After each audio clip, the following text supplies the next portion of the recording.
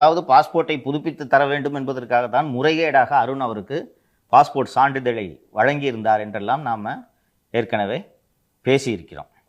இப்போது புதிதாக வந்திருக்கக்கூடிய தகவல் தான் இந்த மண்ணலம் ட்ரஸ்ட். இது கேட்கறதுக்கு எப்படி இருக்குது? ஸ்கூல் படிக்கிற பொண்ணு அமெரிக்காவில் போய் ட்ரஸ்ட் ஆரம்பிக்குதான். இந்த டைசாக்கு பக்கத்துலேயே ஒரு ட்ரஸ்ட்டில் ஆரம்பிச்சா ஆகாத. ஸோ இப்போது இந்த மண்ணலம் ஃபவுண்டேஷன் மற்றும் சரோமா ஃபவுண்டேஷன் இது இரண்டையும் ஆராய்ந்தாலே ஏராளமான கருப்பு பணம் வெள்ளையாக்கப்பட்டிருக்கிறது என்பது உங்களுக்கு தெரிய வரும். ஏன் அமெரிக்காவில் போய் ட்ரஸ்ட் ஆரம்பிக்கிறாங்கன்னா, ஹவாலா மூலமாக இங்கேருந்து ஒரு 50 கோடி அனுப்பிடுறது. 50 கோடி அனுப்பிட்டு அந்த 50 கோடி நன்கொடையாக வந்தது என்று அமெரிக்காவில் இருக்கக்கூடிய ட்ரஸ்டோட கணக்குக்கு அது வந்துடும். அந்த ட்ரஸ்ட் இங்கே இருக்கிற சரோமா ஃபவுண்டேஷனோடு ஒத்துழைப்பில் இருக்கிறது அல்லவா, அந்த ட்ரஸ்ட் இந்த ட்ரஸ்ட்டுக்கு பணம் அனுப்பும். இந்த ட்ரஸ்ட் என்ன செய்யும்? திண்டிவனம் பக்கத்தில் நிலங்களை வாங்கி குவிக்கும்.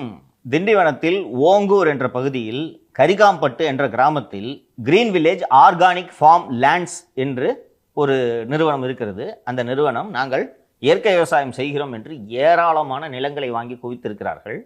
இதை விசாரித்தால் அமெரிக்காவில் அந்த மண் நலம் ஃபவுண்டேஷன் அங்கிருந்து எப்படி இங்கே நிதியை அனுப்பியிருக்கிறது என்பது தெரிய வரும். மண்ணின் வழியாக எங்கள் நலம். அதே தான். நீங்கள் 2 நாட்களுக்கு முன்பு ஒரு வழக்கு பற்றி நாம் விவாதித்தோம். புலவர் செங்குட்டுவன் என்பவர் மீது சொத்து குவிப்பு வழக்கு. 86 லட்சமோ என்னமோ கூடுதலாக சொத்து சேர்த்திருந்தார். அவர் இறந்து விட்டார். ஆனால் அவரது மகன்களும் 20 ஆண்டுகளுக்கு பிறகு இப்போது தண்டிக்கப்பட்டிருக்கிறார்கள் என்பதை பார்த்தோம். பேராசையில் வேற யாரையும் நம்புறதில்லை. புரியுதா? சொத்து இருக்கு, என்கிட்ட ஏராளமான சொத்து இருக்குதுன்னா உன் பேரில் நான் அந்த சொத்தை வாங்கி போட்டேன்னா தப்பிச்சிடலாம். நாளைக்கு வந்து நிதிஷ் சார் எனக்கு அவருக்கு சம்மந்தம் இல்லை சார், இது ஏன் துட்டு சார்னு சொல்லிட்டு போயிடலாம். ஆனால் நம்புறதில்லை. வேற வந்து எடுத்துன்னு போயிட்டானா? இதனால் பிள்ளைகள் மீதே சொத்துக்களை வாங்கி குவித்து பிள்ளைகளையும் சிறைக்கு அனுப்பும் வேலையை பலர் செய்திருக்கிறார்கள். அருணும் செய்து மாட்டிக்கொண்டிருக்கிறார்.